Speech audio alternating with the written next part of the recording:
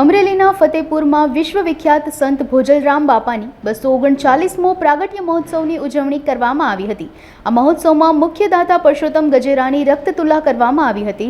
વાલજીભાઈ પરસાણાની સાકર તુલા કરી સન્માન કરાયું હતું। આજુબાજુના ગામડાઓમાંથી પધારેલ સ્વયંસેવકોનું શાબ્દિક સન્માન કરાયું હતું। આ મહોત્સવમાં રાત્રે ભવ્ય સંતવાણીનું પણ આયોજન કરાયું હતું। ભારે ગરમી અને બફારા વચ્ચે હજારો ભાવિકો અલગ અલગ શહેરો ગામડાઓમાંથી મહોત્સવમાં દર્શનનો લાભ લેવા પધાર્યા હતા। રાત્રે બાળકો માટે અલગ અલગ રાઇડ્સ મૂકવામાં આવી હતી। ખાણીપીણીના સ્ટોલ રાખવામાં આવ્યા હતા। આ સાથે ગામના જ એક ભક્ત દ્વારા ભક્તોને ગરમીમાં રાહત મળે તે માટે મફત શેરડીના રસનું વહેંચાણ કરવામાં આવ્યું હતું।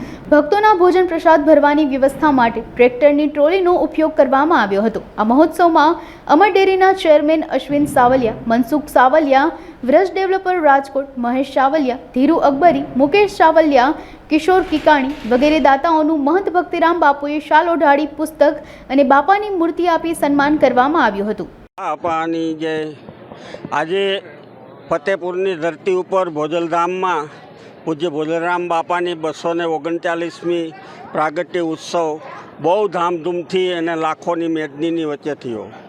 આ ઉત્સવની અંદર અમારા ખૂબ જ મોટા સુરતથી અમદાવાદથી દાતાઓ આવ્યા હતા અને એટલી બધી દાનની લાણી કરી કે એમાં પરસોત્તમભાઈ દાસે તો કીધું ગજેરાભાઈએ કે આ મંદિરની અંદર આજે હું 25 લાખ આપું છું, પણ આ મંદિર ઝડપથી બને અને જેટલું સહકાર જોઈએ મારો એટલો મને ફોન કરી દેજો। તો આવો એક સુંદર મજાનો આ કાર્યક્રમ અને એટલી બધી ચાંદી, એટલું સોનું, કાંસું, તાંબુ, પિત્તળ એ પણ બાપાની મૂર્તિ માટે એટલું જ આવ્યું। તો આ ઉત્સવની અંદર આ સ્ટેજ ઉપર પ્રથમ અમારા મેઇન દાતા વાલજીભાઈ એમની સાકર તુલા થઈ, ત્યાર પછી બીજા દાતા પરસોત્તમભાઈ દાસભાઈ ગજેરા એમની રક્તતુલા કરી અને આ કાર્યક્રમની અંદર સાધુ સંતો અને ખૂબ જ મોટી મેદનીએ હાજરી આપી અને કાર્યક્રમ પૂર્ણ કર્યો।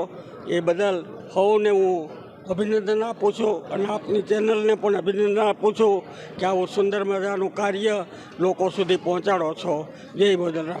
પૂજ્ય ભોજલરામ બાપાનો આજે 239મો પ્રાગટ્ય મહોત્સવ હતો। આ પ્રસંગે પૂજ્ય સંતો, મહંતો, સમાજ શ્રેષ્ઠીઓ, દાતાઓ, ભાવિક ભક્તજનો જે ભોજા બાપામાં શ્રદ્ધા રાખતા તમામ લોકો ખૂબ મોટી સંખ્યામાં, હજારો લાખોની સંખ્યામાં ઉપસ્થિત રહ્યા। આ જગ્યામાં ભોજા બાપાનું મંદિર બાંધવા માટેનું ખૂબ મોટો ફાળો પણ થયો। લોકોએ ખુલ્લા મને દાન આપ્યું છે। લગભગ આ દિવાળી પછીની આવતી દિવાળી સુધીમાં મંદિરનું કામ પૂર્ણ કરવામાં આવશે અને 1000 કુંડી યજ્ઞ કરવામાં આવશે। યજ્ઞના દાતાઓ, યજ્ઞમાં બેસવાવાળા લોકોની પણ યાદી થઈ ગઈ છે। અહીંયા બધાને ભોજન પ્રસાદની પણ ખૂબ સુંદર વ્યવસ્થા કરવામાં આવી છે। અહીંયા શિસોડો મૂકીને લોકો 500 મણ જેટલી શેરડી પીલીને ધરતી ઉપરનું જે અમૃત કહેવાય એ શેરડીનો રસ પણ લોકોને ખૂબ મોટા પ્રમાણમાં પાયો છે। નાના સમાજના લોકોએ પણ મદદ કરી છે। માલધારી સમાજ દ્વારા આ બધા જે પ્રસાદ લેવાના છે એમાં એમને છાશની વ્યવસ્થા કરી છે। એ રીતે ખૂબ સુંદર ભવ્ય દિવ્ય વ્યવસ્થા સાથે આ પાટોત્સવ બાપાનો ઉજવાઈ રહ્યો છે। લગભગ વહેલી સવારના 5 વાગ્યાથી લોકો પગપાળા યાત્રા કરીને બાપાના દર્શને આવી રહ્યા છે અને બાપાનો સંદેશ છે, બાપાનો એક ભરોસો હતો કે જે ભોજલ ભરોસો કરશે એને ત્રિકમ તારશે। એ પ્રકારે બાપા ઉપર ભરોસો મૂકીને ખૂબ લોકો મોટી સંખ્યામાં આવી રહ્યા છે અને એ વ્યવસ્થા પણ અહીંયા ખૂબ સુંદર રીતે થઈ રહી છે।